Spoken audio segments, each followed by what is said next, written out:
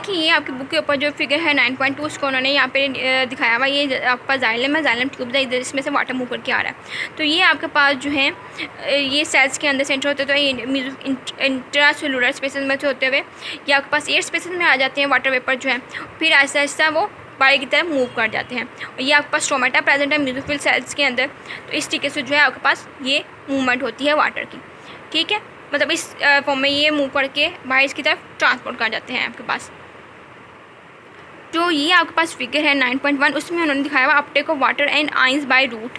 तो अब ये देखिए ये आपके पास रूट हेयर है, ये सॉइल प्रेजेंट, तो यहाँ से क्या होगा, ये वाटर जो है ये मूव करके आपके पास जा रहा है 1 बाय 1 यूँ इस तरीके से होता हुआ ये आपके पास एंडोडर्मिस, और एंडोडर्मिस से बाद में क्या यहाँ पे आपके पास ये जाइलम सेल्स तक जा रहा है। ऐसे देखिए अब ये आहिस्ता आहिस्ता आहिस्ता आहिस्ता मूव करता हुआ ये नेक्स्ट जो है ट्रांसफर हो रहा है एक लेयर से दूसरी में, दूसरे से तीसरे में, तीसरे से फिर चौथे में, एट द एंड वो कहाँ पे पहुँच जाता है, जाइलम में चला जाता है आपके पास, ठीक है। अब यहाँ पे उन्होंने दिखाया हुआ आपको क्रॉस सेक्शन दिखाया हुआ एक रूट का। तो यहाँ पे जस्ट उन्होंने इस रूट के हेयर को इन्होंने आपके पास हाईलाइट किया हुआ है। तो जो ये रूट हेयर है जहाँ से वाटर ऑब्जॉर्ब हुआ तो ये मूव करता हुआ 1 बाय 1 मतलब जो सेल्स होते हैं उसमें से मूव करता करता फिर वो कहाँ पे पहुँच जाता है आपके पास, जाइलम सेल्स में पहुँच जाता है, और जाइलम सेल्स से ऊपर मूव कर चला जाता है। एपिडर्मिस ये एक्सटेंशन है आपके पास, ठीक है। अब रूट हेयर में से ऑब्जॉर्ब किया, ये जो सेल वाल है मतलब सेल मेम्ब्रेन इसकी होती है, वहाँ पे वाटर ऑब्जॉर्ब होता है, वहाँ से जो वैक्यूल का सेल है, वैक्यूल का जो साइज़ है वो लार्ज हो गया। तो अब इसके ये टर्जिड हो गया, इसमें से ज़्यादा कंटेंट है, तो जो फिर उन वहाँ पर मूव कर जाएगा जो यहाँ पर ज़्यादा वाटर है जिन सेल्स में कम है। तो अब कम होता होता ये यहाँ पर जो वाटर तो क्या था, फिर through process of the diffusion के थ्रू जो है मूवमेंट ऑफ वाटर या ऑस्मोसिस के थ्रू जो वाटर की मूवमेंट को हम ऑस्मोसिस कहते हैं। तो जो अब हमारे पास है from the higher concentration to the lower concentration की बेस पे इनकी मूवमेंट होगी। तो फिर ये एपिडर्मिस से कॉर्टेक्स, कॉर्टेक्स से एंडोडर्मिस, एंडोडर्मिस से पेरिसाइकिल, पेरिसाइकिल से जाइलम सेल्स में मूव करके जाता है वाटर, फिर जाइलम से अब मूव करता है, ठीक है। इस तरीके से जो है इनकी मूवमेंट होती है। तो अब अगर नेक्स्ट हम लोग बात करें फैक्टर्स की कि कौन कौन से फैक्टर्स हैं जो कि ट्रांसपायरेशन को अफेक्ट करते हैं, उसके पहले एक टॉपिक है opening and closing of stomata. तो वो थोड़ा डिटेल टॉपिक है, तो वो हम अपने नेक्स्ट लेक्चर में देखेंगे।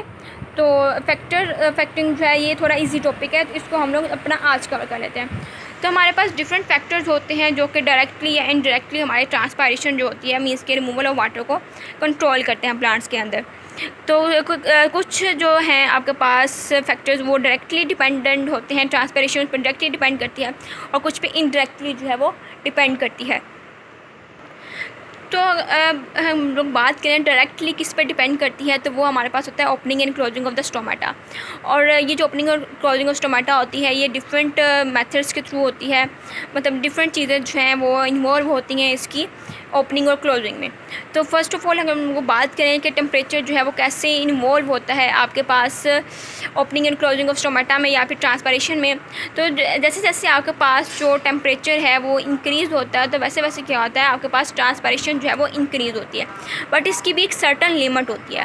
तो उसको हम लोग अगर डिटेल में देखें तो जब आपके पास जब हमारे पास हाई टेम्परेचर होता है ना, हाई टेम्परेचर उसको मैं HT से मेंशन कर रही है, जब आपके पास हाई टेम्परेचर होता है तो क्या होता है कि सराउंडिंग्स में जो वाटर कंटेंट होता है उसको ये हाई क्या कर देता है, मतलब जब सराउंडिंग्स में टेम्परेचर जो है ज़्यादा है, ठीक है। ये जो हाई टेम्परेचर है ये सराउंडिंग्स की बात कर रही हूँ, प्लांट के अंदर की नहीं बात कर रही, बाहर की इन्वायरमेंट की बात कर रही हूँ। तो जो ये आउटर इन्वायरमेंट होता है उसमें जो वाटर कंटेंट होता है उसको क्या कर देता है, ये लेस कर देता है,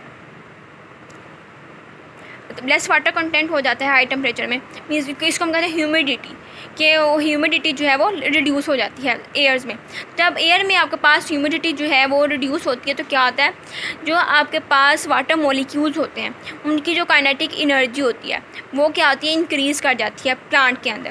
तो अब क्योंकि साइड्स पे मतलब वाटर जो प्लांट है उसके अंदर वाटर कंटेंट ज़्यादा है, अब सराउंडिंग में कम है, तो वाटर की जो फिर काइनेटिक एनर्जी होती है वो इंक्रीज़ कर जाती है। तो इस तरीके से क्या होता है, काइनेटिक एनर्जी इंक्रीज़ करने से फिर आपके पास क्या होता है कि वाटर की जो ट्रांसपायरेशन है वो ज़्यादा होती है प्लांट्स में से। तो जब आपके पास बाहर का जो इन्वायरमेंट है वो हॉट है, वहाँ पे टेम्परेचर जो है इंक्रीज़ कर गया हुआ है, तो क्या होगा फिर वाटर के जो मॉलिक्यूल्स हैं वो बाहर की तरफ मूव करेंगे through the process of the osmosis from the high concentration to the lower concentration. तो अब हम लोग बात करें जो हाई टेम्परेचर है, ये वाला जो रिएक्शन हुआ है हाई मतलब वाटर जो आपके पास ह्यूमिडिटी है वो लो हो जाती है, काइनेटिक एनर्जी इंक्रीज होती है। ये कैसे होता है? तो हम लोग अगर हर 10 डिग्री जो आपके पास टेम्परेचर है इसको इंक्रीज़ करते हैं ना, तो टेम्परेचर जो हमारे पास ट्रांसपरेशन जो है वो डबल हो जाती है। जस्ट सपोज आपके पास जो है हमारे पास 10 जो डिग्री सेल्सियस टेम्परेचर था और उस पर जो ट्रांसपरेशन हो रही थी 50 मॉलिक्यूल्स जो हैं वो आपके पास बाहर मूव करके जा रहे थे। तो जब हम इसको 20 करेंगे ना, तो ये जो है आपके पास 100 हो जाएंगे। इस तरीके से जो वो डबल हो जाती है। बट ये जो चेंज है मतलब इंक्रीज़ है, ये भी एक सर्टन लिमिट तक होता है। और ये जो सर्टन लिमिट है वो क्या है आपके पास 40 to 45 इस रेंज तक, मतलब 45 से जब ज़्यादा चले जाते हैं ना, तो फिर जो है टेम्परेचर इंक्रीज़ करने से हमारे पास जो ट्रांसपरेशन है वो इंक्रीज़ नहीं हो जाती, जबकि वो स्टॉप हो जाती है। मीन्स के फिर प्लांट जो है वो आहिस्ता आहिस्ता उसकी ट्रांसपरेशन कम हो जाती है, उसका प्रोसेस डिक्रीज़ कर जाता है। तो अब ऐसा क्यों होता है कि जब इतना ज़्यादा जो है टेम्परेचर वो इंक्रीज़ कर जाएगा तो बहुत ज़्यादा अमाउंट में वाटर जो है बाहर मूव कर रहा है, तो अब फिर क्या करता है कि खुद को अपनी प्रोटेक्शन के लिए वहाँ पर जो वाटर ट्रांसपरेशन होती है वो स्टॉप हो जाती है। क्लियर? देन अगर हम लोग बात करें अपना जो नेक्स्ट है वो है आपके पास नेक्स्ट फैक्टर वो है